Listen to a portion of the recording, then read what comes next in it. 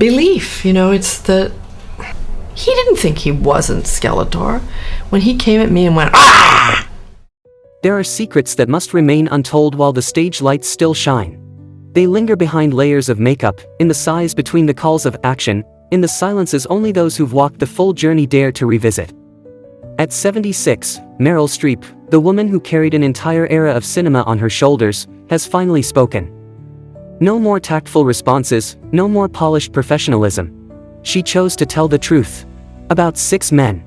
They once stood beside her on set. Some shared Oscars with her. Some left her confused, hurt, and at times, broken. Not because they lacked talent. On the contrary, it was because they were too talented, too powerful, too untouchable. Until now. This list is not meant to shame. It's meant to understand what really happens behind the scenes where the applause ends. When art becomes a battleground, and respect, sometimes, can't keep up with the spotlight. Before we begin, if you've ever loved deep stories, ever lived through films as if they were your own, subscribe to this channel. Subscribe to join me in uncovering the truths Hollywood never told, so each faded memory has a chance to live again, with the depth and honesty it truly deserves. And that people come to with such feeling and from every corner. Jack Nicholson, a name that makes the whole room hold its breath when he walks in. He doesn't become the character, he bends the character to fit his own shape. For Meryl Streep, who sees acting as a sacred ritual, that approach isn't art.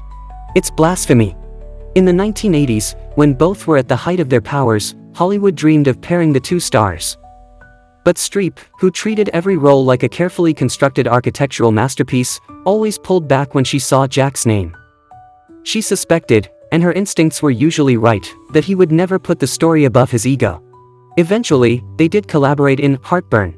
Streep inhabited her character, from the way she walked, spoke, even down to the wrinkles in her eyes. Nicholson showed up with charming recklessness, and a script he might tear apart at any moment. On screen, they played a couple falling apart. Behind the camera, Streep felt like she was trying to keep a building from collapsing during an earthquake.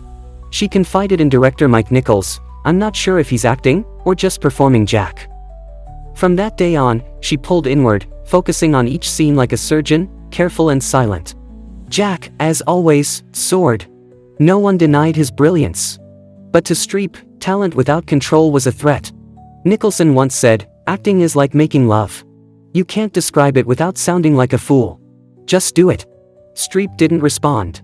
She just tightened her preparation, like a potter shielding her clay from the wind. For her, spontaneity was chaos unless it was rooted in deep understanding. And Jack, he didn't care for roots. A year later, they reunited in Ironweed. This time, no tension. But no spark either. They arrived, acted, and left. No hugs, no promises to reunite. No harmony emerged. Just two artists, each standing on opposite banks of a river, looking across but never stepping over. Streep has never mentioned Nicholson in her speeches.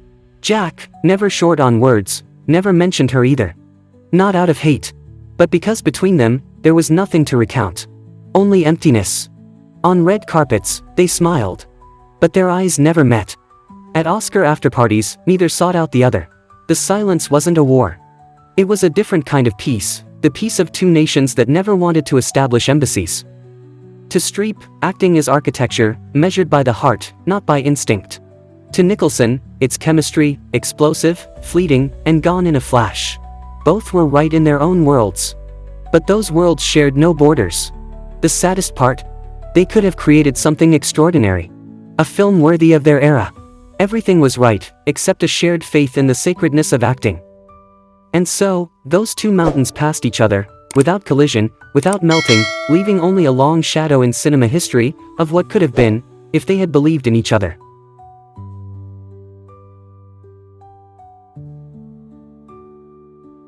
Dustin shocked me. A scene that seemed ordinary turned into something I could never forget. I set my wine glass on the table, and with just a flick of his hand, it flew past, inches from my face, slammed into the wall, and shattered. Glass shards rained down like a sharp, cold storm. The impact wasn't in the sound, it was in the intent. A deliberate act, staged like a psychological strike. In 1979, Kramer vs. Kramer shook the boundaries of American cinema. But behind the Oscar-winning footage was an unspoken undercurrent between two icons. At the time, I was still new, still learning to survive in a world that had little patience for women, and I was grieving an immense loss, the death of John Cazale. Hoffman, meanwhile, was already a force. A man everyone listened to, even when he crossed the line. On the first day, as the camera rolled, I hadn't yet fully slipped into character when he slapped me. It wasn't in the script. There was no warning. A real slap, as if he believed emotion had to be forced out through trauma. "You see it in the movie," I later said. But that wasn't acting. That was assault. And he did more. In one painful scene, just as I was gathering the emotions I needed, Hoffman whispered "John Cazale" into my ear, a dagger aimed straight at a still bleeding wound. He knew I was in pain. And he used that pain to serve a shot. I am not weak. But when people justify violation with the word method, art becomes an excuse for cruelty. Director Robert Benton tried to mediate. Cinematographer Nestor Almendros once said I was like a classical instrument, and Hoffman was unpredictable jazz. But when notes collide without rhythm, you don't get a duet, you get chaos. The breaking wine glass was the final moment I understood. For Hoffman, emotion was something to exploit. For me, it was a sanctuary, no one entered without knocking. After that scene, I told him, "Next time you do something like that, I hope you warn me." But he never apologized. Years later, at the BAFTAs, he muttered, "I was getting divorced. I was on meds. I was drained." That wasn't an apology. It was a nod to the darkness he dragged into every scene. I forgave. Not because he deserved it, but because I needed to move on. Years later, when asked, I simply said, "I really do care about him." But that day, I was so angry. Some anger doesn't scream or cry. It just quietly shuts a door, forever. We never worked together again. No second chapter. No reunion on set. Just one film, a masterpiece, yes, but also a scar in my memory. A reminder that art, without consent, will always carry pain. To me, acting is a sacred space. But consent, that's even more sacred. And on that day, Dustin Hoffman crossed that line.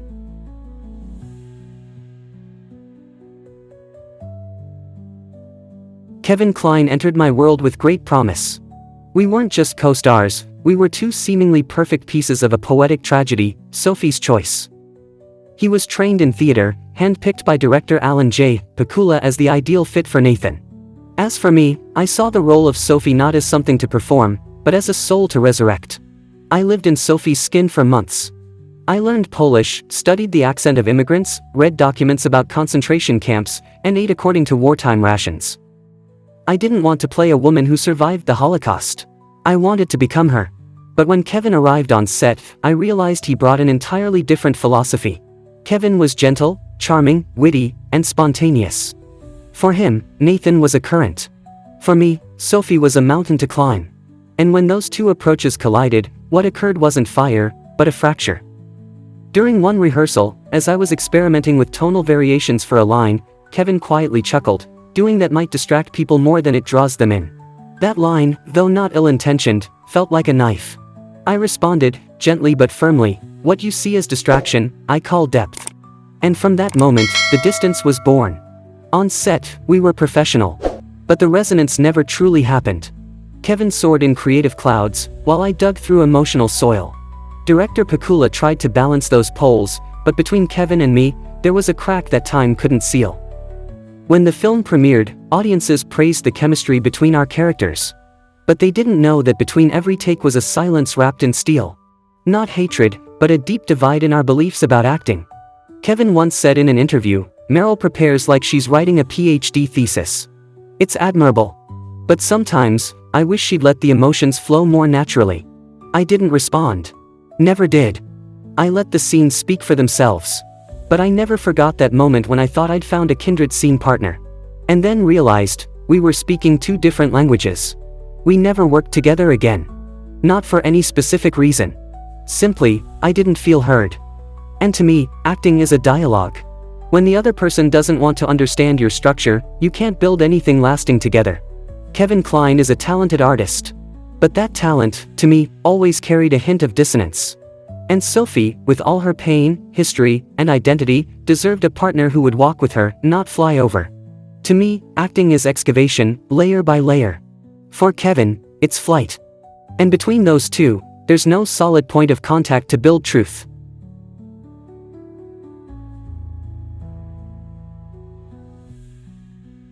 I used to think, if anyone could make me laugh in the middle of a heavy scene, it would be Alec Baldwin. And yes, he could. But what I didn't expect was that lightness could turn into chaos, a whirlwind that blew away all the precision I had painstakingly built. It's complicated. The film, remembered for its charm and wit, was, for me, a paradoxical challenge.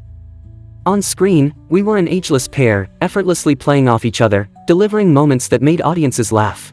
But behind the camera, I felt like I was dancing a waltz with a partner who changed tempo every 2 seconds. Alec is intelligent, charismatic, and he believes that's enough to carry him through any scene. On set, he improvised, rewrote lines, shifted rhythms without warning. For me, that wasn't creativity. It was risk, and unfair to the rigorous preparation I had invested.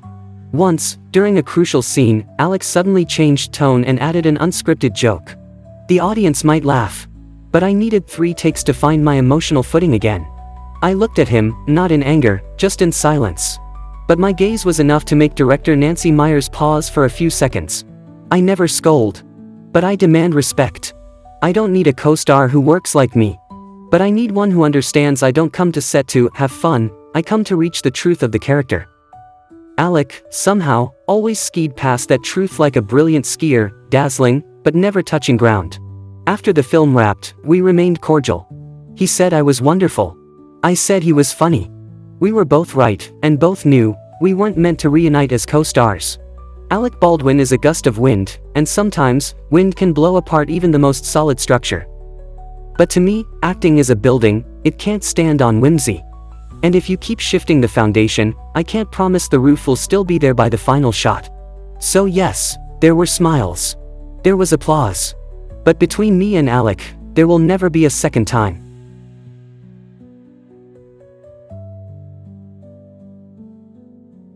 Some conflicts don't erupt in shouting matches, but in cold silences. Gwyneth Paltrow never said anything wrong to me. Not a single rude word, not one disrespectful act. But from the very first moment we shared the frame, I felt it, we came from 2 entirely different worlds. And between us lay a distance that could never be bridged. Gwyneth entered Hollywood like a breeze, effortless, natural, instinctive. She possessed a beauty that didn't have to try, a presence that needed no training. But that very ease made me wary. Because I knew all too well, nothing comes easily in this profession. At least not for women who had to lay every brick of their careers with pain and discipline. In 1999, when we appeared together in an interview, the year Gwyneth won the Oscar for Shakespeare in Love, I clearly remember the unease in the air. I wasn't jealous. I wasn't resentful. I simply sat there, listening to her speak of perfect timing, and thought, if timing is everything, how many others have been left behind in the shadow of that spotlight? That same year, I was nominated for One True Thing, a role I lived, cried, and poured my soul into. But the Oscar didn't call my name. It called Gwyneth's, who, according to one Academy member, was the new face of Hollywood. But I had already been there. I was part of its foundation. And the sense of being overlooked didn't come from pride, but from questioning the shifting standards of artistic merit. I never criticized Gwyneth. I never had to. But I also never chose to work with her. When invited to collaborate on a project, I quietly declined. Not out of disrespect, but because I didn't believe we could find a shared voice in acting. She built Goop, a polished, controversial, but undeniably successful lifestyle empire. I continued to choose difficult roles, forgotten characters, untold stories. We were different. And as time passed, that difference only grew more pronounced. In a roundtable discussion, when asked about younger generations of actors, I said simply, I worry when people confuse presence with performance. When everything gets blurred by media and personal branding. I didn't name anyone. But the message was understood. Gwyneth once said about me, she's a legend. But it's terrifying to stand near her. I wasn't offended. I understood. Seriousness can feel cold to others. But if that's the price of truth in acting, I'll pay it. Gwyneth is an icon. But I've always believed that being an icon isn't the destination. It's the most fragile thing when we forget its root, labor, pain, and the silent preparation for those fleeting moments on screen. We never clashed. We were never close. We just stood on opposite ends of art. And between Gwyneth and me, there will never be a shared film. Not for lack of opportunity, but for lack of the simplest thing, belief in the same definition of acting.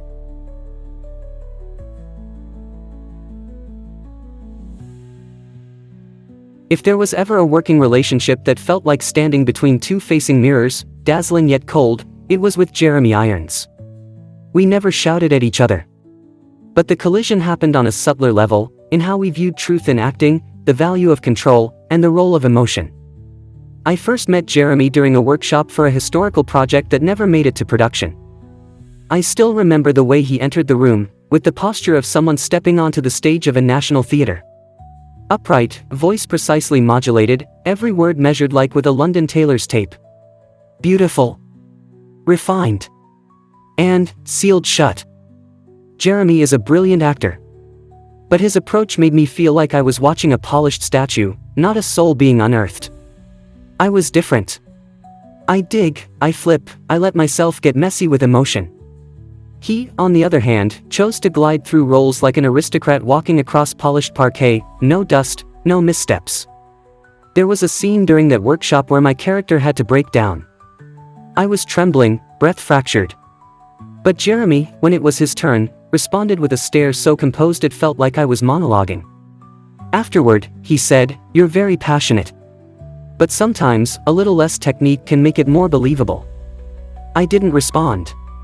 But inside, I knew, we weren't speaking the same language. On another occasion, he said I reminded him of a ballet dancer calculating every movement. To me, that wasn't an insult. It was a different kind of commitment. I don't act to please the camera. I act to unearth a truth most people shy away from. Jeremy chose distance, restraint, elegance. And between elegance and truth, I will always choose truth, even if it leaves me bruised. We never acted together in a film. Yet studios often dreamed of pairing us. I always declined. No fuss. No statement. Just silence. And I knew, he understood. Years later, we ran into each other at an Academy gala. We clinked glasses. Polite. Proper. But there was no light behind the eyes. We both knew, something never began. Not from lack of opportunity, but from an abundance of difference. For Jeremy Irons, acting is classical music, elegant, technical, always in tempo. For me, it's a tribal drumbeat, raw, uneven, but hitting something primal. And between those two scores, no harmony could form. We don't dislike each other. We respect each other. But respect isn't enough to make a great film. All it takes is one thing, a shared belief in the same fire. And between Jeremy and me, that fire was never lit.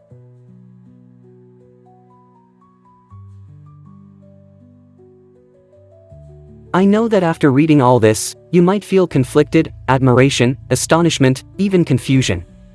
But that is Hollywood, a place where the light cannot reach every shadow. Those 6 men, each of them played a role in my artistic journey, whether through encouragement or challenge. I don't share these stories to cast blame or seek delayed justice. I share them so you, the lover of cinema, the seeker of truth, understand that behind every golden statue, there are scars. Behind every round of applause, there is a silence that deserves to be heard. If you've ever loved a film, a scene, a character I portrayed, perhaps now you'll see one more thing. The cost of art isn't just in the discipline. It's in the clashes, in the moments of restraint, and in the relationships that never quite heal. I have walked through decades among great and dangerous men. But I'm still here. Not to condemn, but to bear witness. For myself. And for anyone who's ever stayed silent thinking that politeness was the price of survival.